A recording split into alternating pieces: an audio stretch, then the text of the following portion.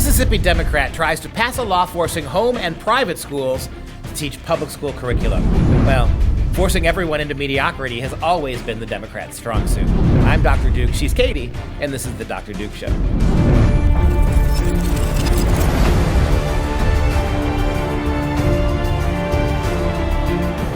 Hello, everyone, and welcome to the Dr. Duke Show, the only program that keeps you educated on the craziness impacting K-12 classrooms and college campuses around the world. Today, we discuss Donald Trump's new budget that calls for scaling back federal control of education. Yay, plus a new survey shockingly finds conservative college students are more tolerant than liberals, to the surprise of absolutely nobody, Captain Obvious. In fact, we have video that shows most liberals wouldn't date a conservative. But we start in Mississippi, where a Democrat lawmaker has introduced a bill that would force homeschool teenagers to be taught the same curriculum as public high school students. We have a Mississippi Democrat who has decided now that it's not right for moms in private schools to be able to teach something different to the public. And you know when you hear that, it goes without speaking of Captain Obvious. When you hear that coming from a politician, it means that your kids aren't being indoctrinated quite the way we want the public school kids to be. This is coming out of Mississippi House Bill 188, and it would mandate that the same courses that are taught about Mississippi history and American government that are currently taught in the public schools would also be required of homeschool families as well as private and parochial schools. And like you said, the Mississippi Democrat is Representative John Hines Sr.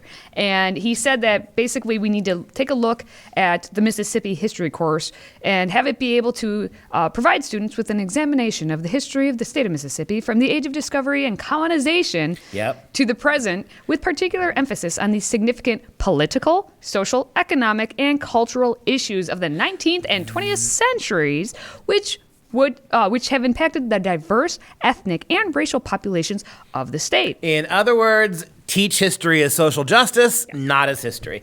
It's transparent as can be. According to the Mississippi Center for Public Policy, the MCPP, if passed, this bill, quote, would give the state authority to dictate what parents teach their children and how they teach it. Absolutely right. The pro-family, pro-life organization argued that homeschool parents have the right to educate their own kids. That's why it's called homeschooling, right?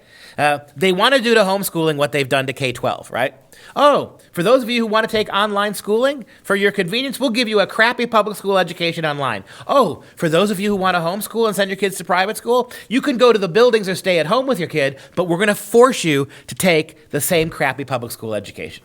And in the same bill, you can really see what the politics are, because in the same bill that they're saying, okay, we want to teach history the way we want to teach it, not for what it actually is, they're saying, but we're going to discontinue having the end of the year subject area test, meaning that if you would actually keep that test, you would be putting on questions that had nothing to do with what was being taught about, so then the kids would be failing. This way, get rid of the test, and we can just indoctrinate them with whatever sort of history we possibly can imagine. Get rid of the test in the public schools, make the private and homeschool families conform, and then you have the recipe, right? And this is the future, guys. I mean, the battle for the public schools has been lost, right? It's lost.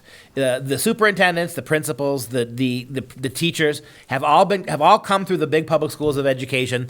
They've gotten what you got just a couple of years ago. You told us about it before. They got what you got, right? They got an education. They learned how to become teachers, not to teach knowledge, not to teach success.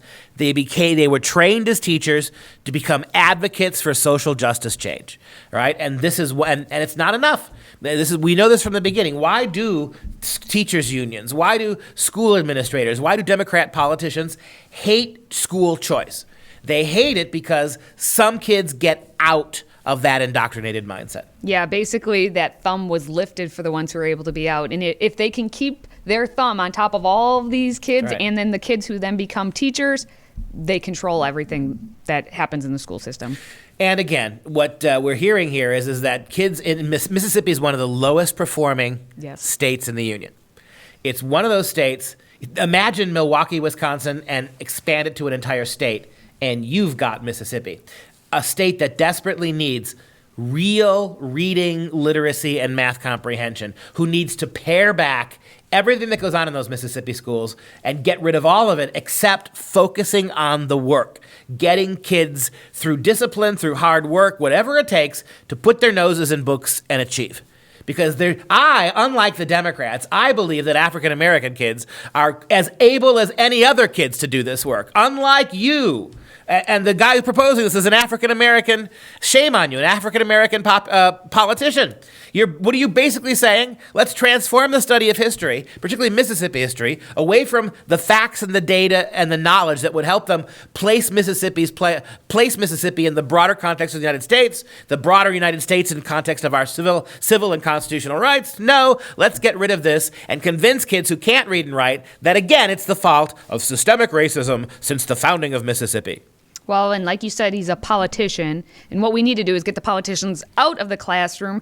And President Trump and Secretary of Education Betsy DeVos basically is saying they're kind of going to do that. They're looking to slash the Department of Education's budget, which would then scale back the Fed's control over our schools. So this would be the budget that they put forth is for the 2021 fiscal year, and the proposal is calling for massive spending cuts. It would represent 7.8% reduction in the Department of Education's program, and some of the suggestions that they're putting in include the cancellation of $3.9 billion from the Pell Grant surplus and eliminating subsidized student loans in the Public Service Loan Forgiveness Program. The best part is that the budget would cut $6.1 billion in education spending overall, and it would consolidate $19.4 billion worth of K-12 programs into this simple block grants. I mean, look at how mismanaged this has been. You've got a $3.9 billion, you have a much bigger, you have a huge surplus for Pell Grants. Correct. You're going to take $3.9 billion away. I'll bet you there's at least that much remaining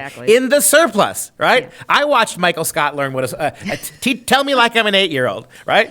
Your daddy, you want to have a lemonade stand, right? You buy, daddy gives you $10 to buy lemons and sugar and cups. Yep. But it turns out it only took $9. Took $9, right? Mm-hmm. You could give daddy back that $1, but then next year when it's time to make your lemonade stand, you'll only get $9.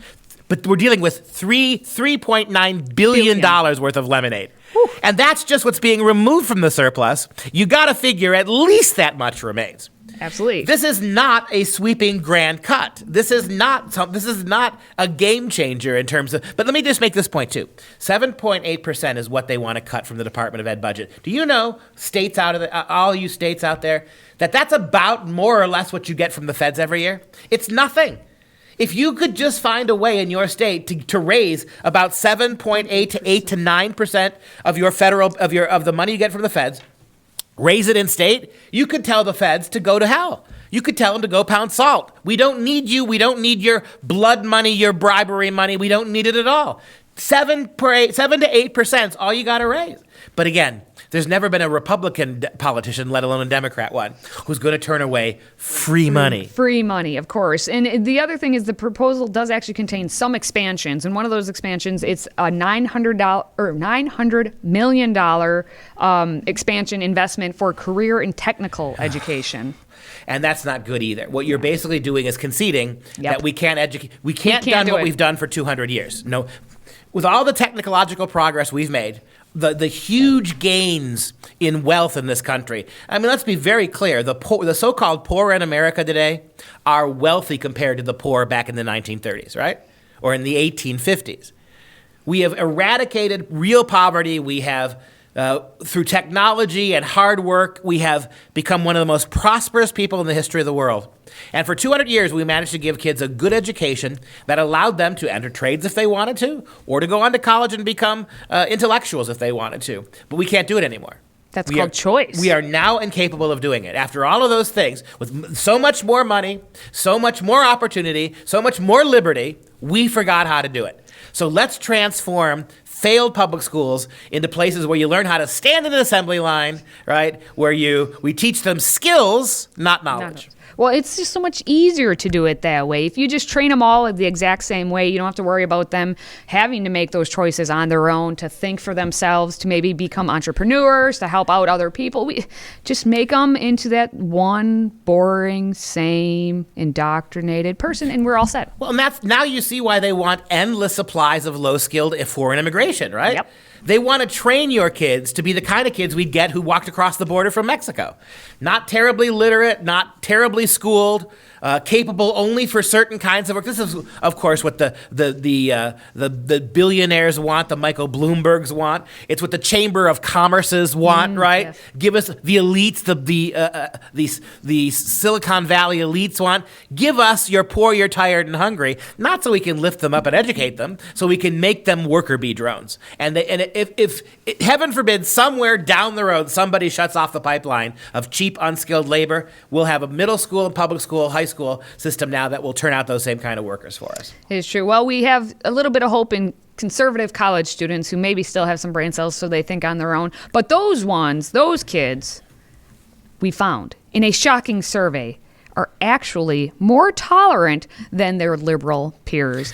Shocking, I say, not in the least ironic. It's because the word tolerance has been redefined by the left, true. right? Yeah. The only way you're a tolerant liberal is if you adamantly despise conservatives. Yeah, that's the only qualification, That's it, actually. that's it. It's written there, Yeah, that's right there. But they couldn't read In fact, the greater intolerance you show to people who don't think the way you do. And we're going to have another one coming up in a moment here. How many segments have we done over the last year and a half where it's nothing but conservative kids being spit on, MAGA hats being ripped off, pro-life displays being destroyed, pro-Trump rallies on campus being shut down with violence, right? We got another one coming up with a weird little creature spitting on the American flag. And so here are the numbers, right? We have 92% of conservative respondents said they would be friends with a liberal student, and about 75%, a little less, said they would consider being friends with a conservative. So it's a pretty big gap there. And what we see again is that, the same maligned kids, the same kids who are maligned as being intolerant, bigoted,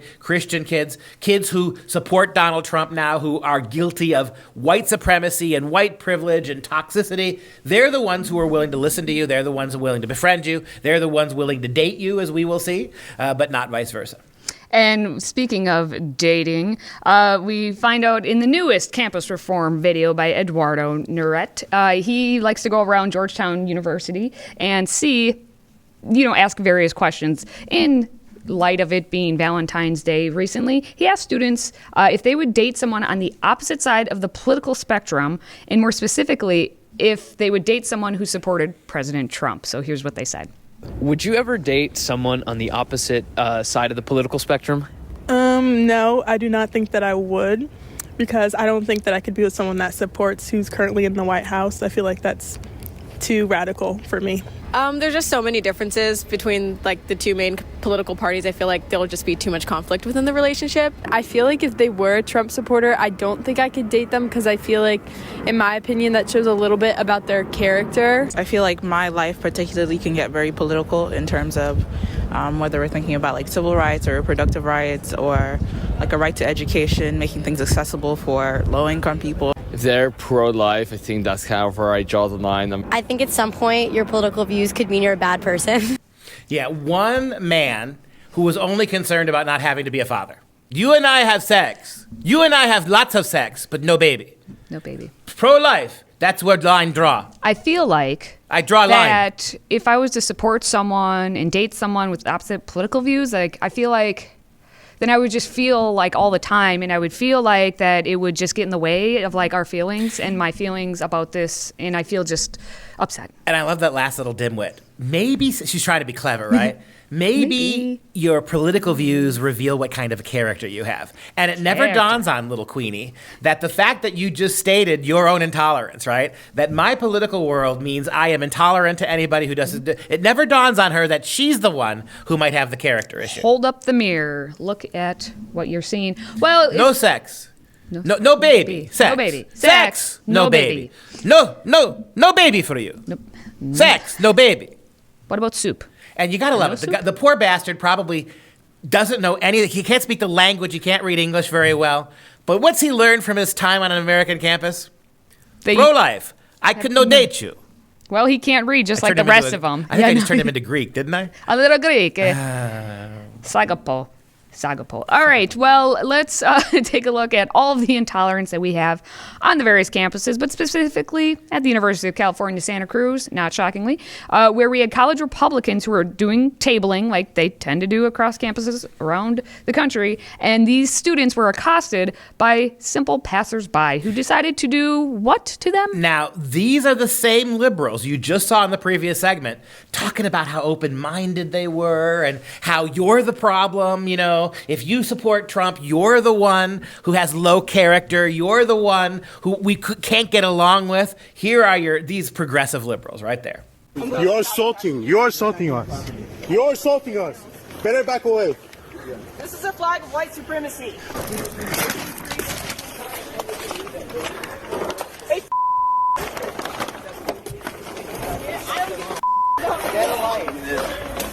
And there is no consequences on college campuses to the myriad number of progressives who steal, who vandalize, who destroy private property.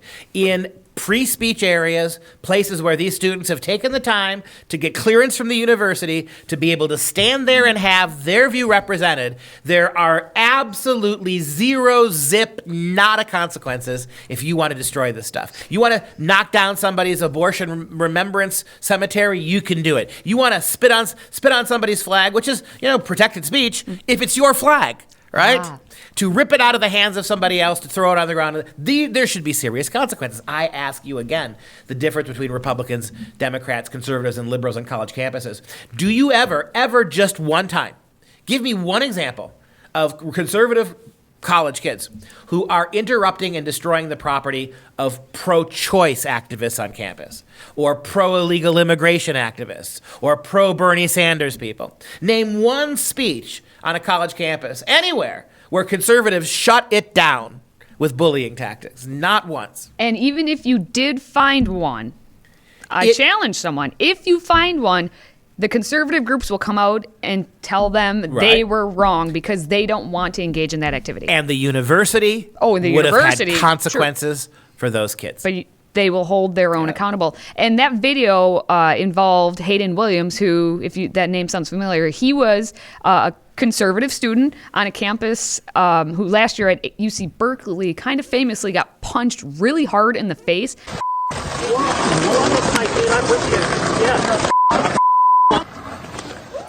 And then Donald Trump actually said that to his face, to Hayden, that he took a punch for all of the conservative students around the basically the whole country. And so Hayden Williams is one man who will continue to stand up, even though he literally got punched in the face. He continues to stand up for free speech. Well, in the subtext, I'm not going to go into the whole long story, but the subtext of this is that after they destroyed the Republican setup, they then made up out of whole cloth the idea that somehow these kids had just come from disrespecting one of the Cantu Queer Center, right? Yeah. So all of a sudden, right, this was a quid pro quo. Yep. Right. And now the administration gets to say, we have one group on film destroying private property, but the destroyer they said bad things at the Queer Center. Right. And so this is really 6 of one, half dozen of another. Right. So it's more about I feel like. That's right. All right, well, I feel like that's going to do it for this week. If you like the show, please help us keep others educated by sharing this episode with your family and friends on Facebook, YouTube, Twitter, Parler, or the emails, as the kids say. And if you're a fan of the show and have a business, consider advertising with us. Visit freedomproject.com/advertise. That's freedomproject.com/advertise, and we'll hook you up. For Freedom Project, I'm Dr. Duke. She's Katie. And until next time, stay civilized, my friends.